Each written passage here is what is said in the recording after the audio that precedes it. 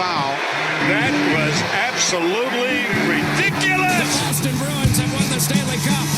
Up on down. Here comes a 1-2 pitch. Red Sox win the World Series. I don't know. It's tough. Tom's up there, man. Beantown. Michael, watch. Are you ready for some football?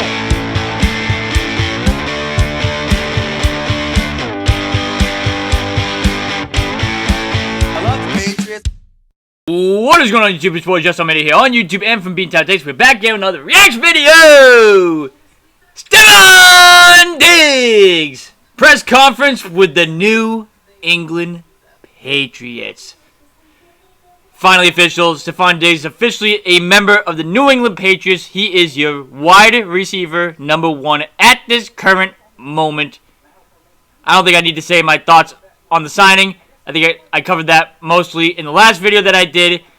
Obviously, as you know, super excited for Stefon Diggs coming over to the New England Patriots. Finally, the New England Patriots get a solid number 1 wide receiving target. Very interesting to hear what his answers are going to be in his first press conference as a New England Patriot. Leave a thumbs up if you guys enjoy these videos here. Subscribe now if you guys knew you guys know what to do. Go check out our website. The link is in the description down below. Like I said, not going to really talk too much on how I feel on the signing and everything else, because I think I covered it, most of it in the last video that I did. Jawan Bentley got released. That one really sucked because he is a very good linebacker on this team, and it takes a toll on the defensive side of the ball. The only thing I can think of maybe is that maybe they're planning on taking Abdul Carter because he is a linebacker, so we'll see there. I think they're lining themselves up to get either a wideout or a linebacker. We'll see what they're going to do in the draft. I don't know if they're going to go O-tackle or not, because from what I've been hearing, the O-tackles are not really that great where, like, it's worth using a O-lineman on your 4th overall pick. So I don't know if they're going to be getting an O-line or considering an O-line with the 4th overall pick. I don't know. From what I've been hearing right now, maybe not. Maybe that's not going to happen, but we'll see what they do in the draft, because right now, I think they're mostly done with free agency. I'd be shocked if they really pull off another move in free agency. But let's head into the press conference. Let's stop yapping, and let's see what Stefon Diggs got for us. How are you? Excellent. No complaints. Appropriate shirt right there. Appropriate colors. Steph, welcome to Atlanta. First off, kind of walk us through how all of this came together. We knew you were in town, and then you left, and now you're back again. Kind of from your perspective, how did things all kind of shake out? We already were in conversation prior to, but I was in Miami, obviously doing rehab, getting right. We had got a couple phone calls. I had talked to my agent briefly. He has to try to set up a visit. When I came out here, it was a great day. Reconnecting with Todd, receiver coach, and kind of more personal, Coach Graves. I talked to him a little bit during the Pro Bowl. I spent a little bit of time, but, that's around the time you kind of get to know guys. It's not that serious. Okay, so there was some stuff that came out before the signing was even announced.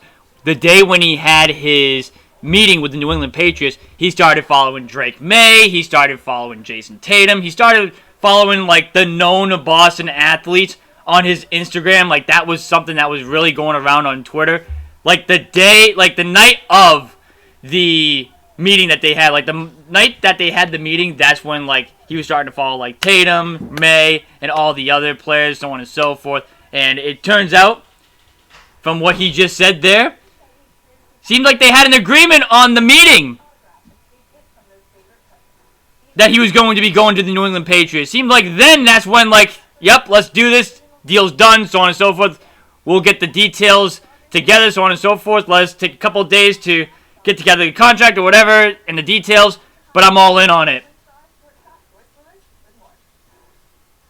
Interesting. All season, you still keep it light and fun, so had a little bit of a relationship there, but the visit went extremely well. But afterwards, we went to our respective quarters and tried to start kind of figuring it out. So that's how it all unfolded. Mr. Rose, nice to see you again. How you doing? I'm good. I'm excellent, actually. Nice shirt. I like that. Not bad, right? Not bad. Just kind of, where are you physically, And how excited are you to work with a kid like Drake May? I'm ahead of schedule. I'm trying to stay ahead of schedule.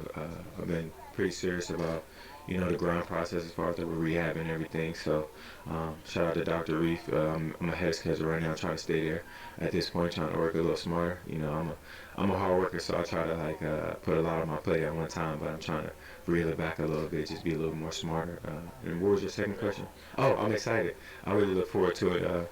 It's crazy because when you ask around, he has a lot of similarities. What people say through the grapevine, he acts a lot like Josh, and that was my guy. So I look forward to meeting and connecting with him. Right here. When it comes to working with a young quarterback, what would you say you bring to the table, and what are you looking to help him out with this season? Good question. Seeing that I got the experience, I've been doing this for 10.5 years. I was at the half now, but I played with a lot of quarterbacks. I've been around a lot of quarterbacks, so learning the quarterback, getting to know him, spending more time with him. Once you know somebody on a more personal level, I feel like it's a lot of carryover to the field, whether they're risk takers or like to play aggressive, like to play smart. And just honing in on what he's good at. We played him last year. He shows a lot of fight. He got that fiery quarterback, I want to win mindset. So, that's something I get excited about and love to be around. But as far as like his development as a quarterback, I feel like, that's not really too much of my job. My job is to get up and catch the ball. So I just look forward to getting back out there and, being one of the weapons for him. Hey, welcome to New England. Stefon preference? We spent some time together. You call me Steph. Steph? You ain't Curry, baby! On a visit with an NFL team. Can you just take us through from the Wednesday night dinner through everything you did Thursday and then when you left? I don't know if anybody shadowed schools at all, or if you have any experience if you're an athlete. Pretty much everybody athlete here, right? You meet everybody. It's kind of like a little meet and greet, kind of get to know you, whether you have a relationship or not. True.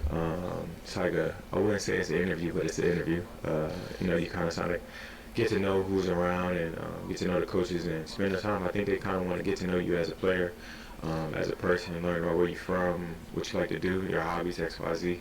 Talk a little bit of football, but I think they do enough homework on the football portion. So, yeah. Right. But it's kind of casual. Then the next day you tour the facility, you meet everybody you're going to be around. You see a couple of players, you do maybe a little bit of physical stuff. Maybe a lot of it, you never know. But it's a cool day. I feel like my individual trip was tailored because I was going to rehab and I had injury, so true. More so to get to know your process and the things I do on the field, kind of like with some carryover. They knew a little bit about it from the past, so it was a good visit. Hey, Steph. Hey, how you doing? Good, thanks. You said you had some kind of prior relationship with Coach Vrabel. Probably not a huge relationship, but what is it about him that you like or appreciate, and was he part of the draw for you to come here? Yeah, 100%. I also kind of factor in he's a former player, and player to coach relationship, it kind of meshes really well with coaches that played at one time. They know what it takes to put the time in, being out there. I guess they wouldn't say it's like too much like a robot. Like sometimes they get caught up in being like in the numbers and the X's and O's. Player coaches know that you out there, you make plays. Things come up differently. You know what I'm saying? How you see things can be differently when you once were a player. Right. So yeah. He was a big. He's basically saying like seeing that he played the game of football. I'll wait. And how well he played the game of football. He played with a standard. He played with some moxie. He had that energy. He played with a team or like individuals that were, great at what they do. Being around greatness and breeding greatness. It's rubbing shoulders with it. I feel like it's a good relationship to have, especially when you're out there. So, trying to follow suit in a way. So he's basically saying there, like, hey, what attracted me to coming to the New England Patriots was that Vrabel was a player once before, and then at the same time he was basically saying like, oh, a lot of these coaches nowadays make it about the X's and O's, makes it about the stats, this, that, yada, yada, the analytics side of it, where if you're a coach where you used to play in the league, you're not really looking at the number. You're going to look at the numbers, obviously, but you're not going to look at the numbers as much as some of these other people because it's just like you have knowledge in terms of like the game itself, and you're able to adjust on the fly based off like situation, so on and so forth, where you're not looking at just the numbers. You're looking at the situation itself. That's interesting. That's interesting the way you just answered that. Thank you. Yeah, Hi, Steph. I put two quick questions. One, was him being a former player, did that lead to your post yesterday? I saw like the old, was that part of that? It's gonna be a lot of posts like that, especially. I told him he was young and handsome, and I don't know about. He's still kind of young, but not, so I don't know about the handsome part. But I'll make a lot of jokes, so it's gonna be a lot more posts. But it's something to be excited about. Day before that, I said my goodbyes, and then now it's time to start my new beginning. So I'm super excited. I'm glad you gave us the warning. There you go. But no, I was curious, what's it going to be like to see Buffalo now twice a season on the opposite side? Is this ever something you thought could ever happen? Has he even returned to Buffalo yet? Not really. I said a little bit about the earlier interview that, I kind of center myself in where I am. So, of course, back then I would have never thought I would see that. But I had a couple games here. I had a lot of fun here. I done lost some games here, too. So, it's going to be extremely fun. I'm excited to be back in the AFC East. It's a lot of good teams. The teams I was seeing frequently, and the players. So, I'm excited. That's to say the least. I'm excited.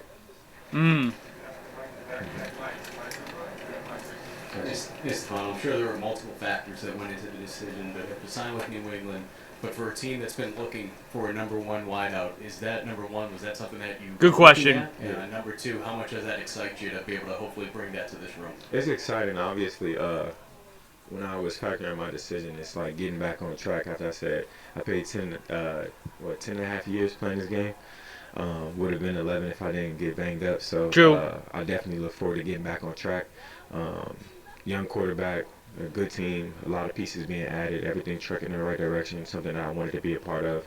And I feel like I can be helpful as far as the development with the receivers and, everybody involved. And for me personally, get back out there and get active. I just want to, put my talents to use. But definitely, I thought about it, all that factored in going and making my decision. I'm at 2, if that's okay. What 3 if you want. what other teams did you visit? I didn't visit anywhere. I had a lot of conversations with a lot of teams. This was my only visit, physical. But I was considering a couple other places, but that's all in the past now. And given your situation at 31 years old, coming off injury, what was your expectation contract-wise, and was what ultimately you signed here in New England reflective of that? I mean, I kind of figured it was going to be around that area in the 20s, considering I came off an injury, but I also factor in the fact that I'm one of the only receivers that had 6 1,000-yard seasons consecutively. So as far as with the production, it's always been there. I've always been productive as a receiver. I can move the chains. I can do intermediate. I can go deep. I've done it all throughout my career. So my resume kind of speaks for itself. But it was more so the injury that obviously would deter or make the money be what the money is. But I know that I'm 31 years old, and this is my first injury after 10 years, considering. That's good, though. I had little banged up injuries, but nothing that was nothing serious. like this, right? Yeah, that's a good thing, though. Definitely an opportunity. Actually, I shouldn't say it's a good thing that you got injured, but it's a good thing it took this long. At this point, I am where I am. Because a lot of people in the league nowadays, you see them get injured halfway in the. Shouldn't say halfway in their career, but early on in their career, especially in football, you see people get banged up left and right in their late 20s or mid 20s even sometimes. The fact that he made it to his 30s before having a big injury or whatever, it's not the worst thing. Shouldn't say it's not out of the ordinary, but kept himself healthy for the most part, which is very nice to see. Steph, welcome to New England. Appreciate it. You mentioned you look forward to connecting with Drake. Have you heard from him? Have you guys communicated? Had to have. Real lightly. Obviously via text when everything was kind of circling around, and then following on Instagram. But I look forward to getting to know him. Follow them on Instagram. Yeah, see, there you go. Even he mentions it. The ink is dry, so I'm excited. Kind of back to what his question was as far as with the money, I know the money will follow with your production. What I've done in the past is my resume, but at this point, I'm really looking forward to put my best foot in front of me. Even towards last year, I was at 47 receptions and 450 or something like that, close to 500 yards. So that's halfway through the season. With I would have been on pace to have another 1,000-yard season and 100 catches if I didn't get banged up. So if you're doing the math right, I'm gonna be productive. In addition to production, to follow up on comment about being helpful Yeah. to the young receivers. This team has a couple of guys who are going into their second season in particular. What are the things that you hope they take from you, whether it's the example on the playing field, in the film room, commitment to route running, etc.? It's more so experience from the highs and the lows, I would say, because everybody want to have success in this league. Everybody wants to play at a very high level, but I feel like I can help more so with the lows just because I've experienced them myself on a personal level. Like the first 3 games of my career, I wasn't playing at all. You know what I'm saying? It wasn't until the 4th game when I got my opportunity, and then taking advantage of opportunities and learning that, you know, sometimes the timing is off. When it's your time to shine, shine. And if you don't, you can't blame nobody but yourself. But I kind of like that. I like that answer. Like, sitting on the bench for 3 games my rookie season, it was kind of rough for me as far as mentally. Like, damn, I felt like I had a good camp. I felt like I did what I could have to have like some kind of role. Not to say what it was, but to help them with the lows is the biggest thing, because everything isn't gonna go your way. Sometimes you gotta learn that the hard way. But if you're doing what you're supposed to, you're committed to it. It'll bounce away. The ball will bounce your way eventually. You just never know when. So that's something that I learned when I was younger. Like, I told myself that when I did get the opportunity to go in between the lines, I wasn't going to come off it, because I'm going to do my job. I'm going to be what I'm supposed to be, and I'm going to make plays, because it's not all about the X's and O's, but you got to go out there and make plays, play ball, and be a professional. I think being a pro is pro, you'll learn a lot too, and I feel like I've been a pro my whole life, especially when I got in the league, but with the young guys, bringing them along to show them how to be a professional and how to handle business each and every day, it'll go a long way. Excuse me. Stefon, welcome to New England. Thank you so much. Appreciate it. I'm curious, did your time with Brian Dable maybe give you a bit of a jump start with this Josh McDaniels offense? And in addition, what do you know about McDaniels and what your role may potentially be in the system? It's crazy because I asked his brother questions prior to me getting here. His brother's receiver coach for Houston. So I used to ask him questions here and there, like, how was your brother with XYZ, and, you know, just keeping it real. Like, it was like a get to know you process, just because like you spend a lot of time with your receiver coach and people on your staff. So he always kept it like, he told me about him. He told me that he took some time off and XYZ, but it's just, I mean, I don't feel like I got a jump start. I don't know if they use the same terminology or language, but football is football, and it's committed to the studies, and the tedious part of it. Nobody wants to do it, but you get used to doing it if you love football. If you love it enough, you'll dedicate your time and your effort. So for me, I'll get used to it. I'll figure it out, whatever it is. I am excited, though, if it is the same language, and I don't got to study as much.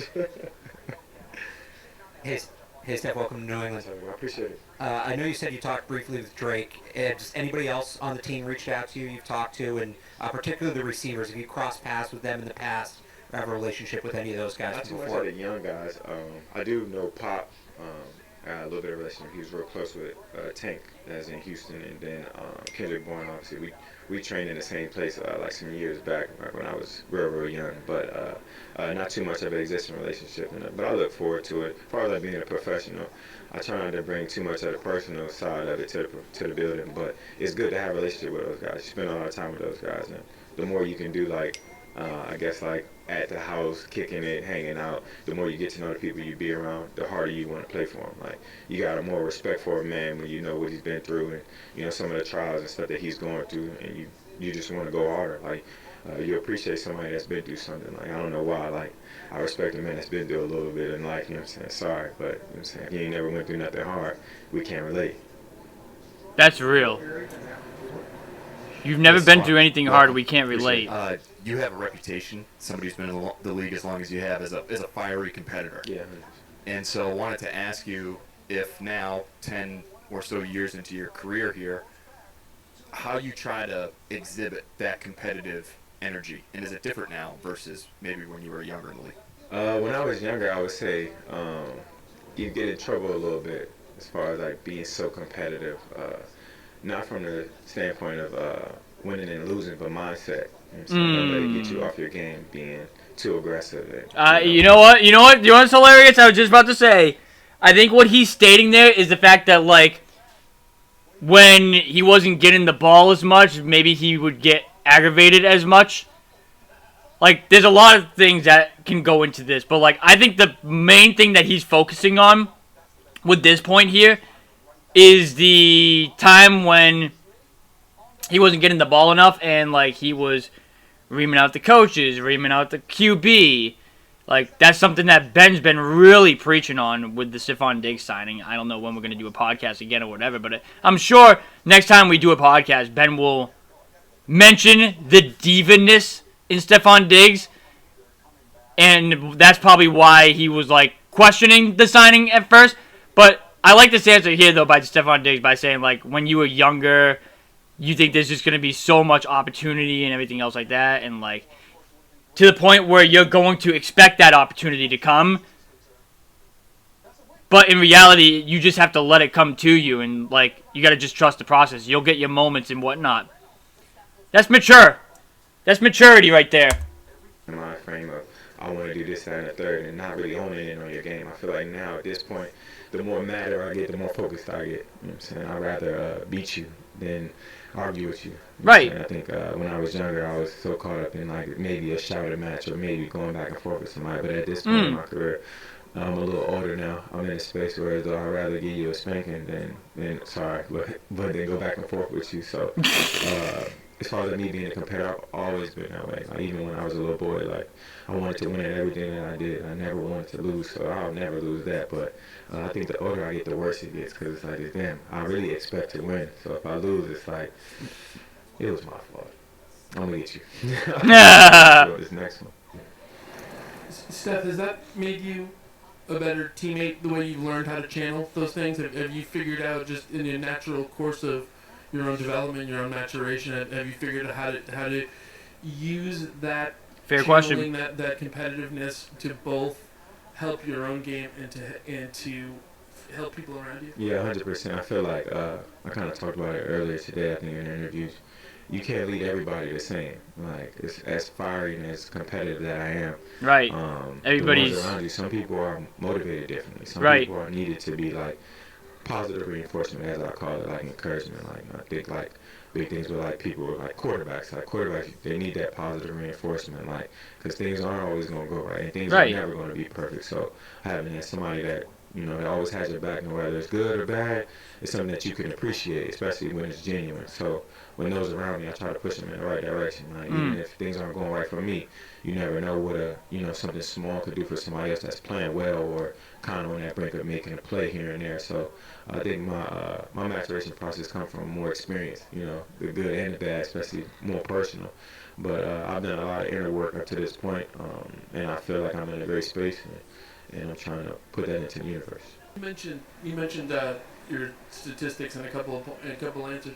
Do you have targets in your mind right now that you look at? Nah. It's a new situation. Like, in my past situations, you can kind of gauge where I was going to be. But even last year, like, I said the numbers because that's where I ended up with. Like, at the end of the year, we can have a great conversation on where the ball fell and how many numbers I had. But throughout the year, I try not to worry about it. But when the off season comes around and we making it make sense as far as like number wise, and we talking about money, we talking about this, obviously I'm gonna speak the very language that we all know. Steph. Yes, sir. You've obviously had to deal with some pretty rowdy fans in Buffalo. What's been told to you about New England fans, and how have you reacted to the social media response? I've played here a couple of times, and it's got really they're equivalent to Buffalo fans. Everybody's a little crazy, and I got used to it after a while.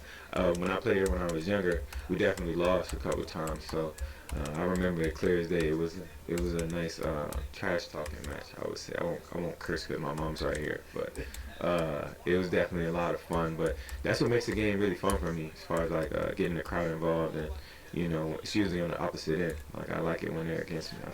I feel more comfortable when the crowd's against you rather than they for you. So. And have you gotten to ride in the Kraft helicopter yet? I wasn't that lucky. I haven't been that lucky yet. Hopefully we can work something out. Sounds good. Steph, what, if anything, about this process has been a surprise to you? Not necessarily a surprise. Even if it was new to me, I wasn't surprised because I know a lot of guys in the league. I've seen it. We've all seen it. How it goes. So it wasn't too much of a surprise. It was new to me, but it was something that I went in with, you know, open ears and open eyes. You know what I'm saying? Not too much talking, just more so listening and engaging where what makes sense. Because, yeah, I could have went places and did this, that, and the third, sure, but I had to figure out what wanted for myself and where I wanted to be for the rest of my legacy. And why not be a part of a winning organization in some places that definitely has a lot of talent and a coach that's going to lead them in the right direction. So I got a lot of respect for Braves, what he's done as a player and what he's done as a coach. I've seen it, and I look forward to working with him. Steph, I got two quick ones for you. You mentioned being ahead of schedule. When do you expect to be a full participant in a practice? Oh, shit. When the whistle blows, huh? So we'll see. But right now, I'm ahead of schedule. I'm trying to stay ahead of schedule. I pretty much take it day by day. You know, I try not to put the carrot What before you're the supposed to horse, do in but, that? Here we are. Here's the horse right here. So I'll let you know, though. You know what I'm saying? We'll keep playing it by ear. Yeah, And, still we'll early. stay ahead of schedule for now. March, I'll let y'all know. maybe July. Your time in New England will be successful if you do what? I'll stay healthy. And the rest will take care of itself. That's how we go. He goes, if I stay healthy, and then the rest will take care of itself. Which, you know what that means, right? If I stay healthy, the league is screwed. That's going to do it for this video here. Welcome to New England, Stefon Diggs. Oh, finally a #1 wide receiver. Love to see it. Patriots going out and getting the guy that they desperately needed. Was it plan A? Probably not. Was it plan B? Probably not plan B also. But you can't knock them because they made a good move for themselves at a position that they really needed. So, you can't hate on them today. That's going to do it for this video here. Leave a thumbs up if you guys enjoyed. Subscribe now if you guys new. You guys know what to do. Go check out our website. Link is in the description down below. Thank you guys for watching this one. It's been your boy Jesse. And we'll see you guys in the next video. Later, guys.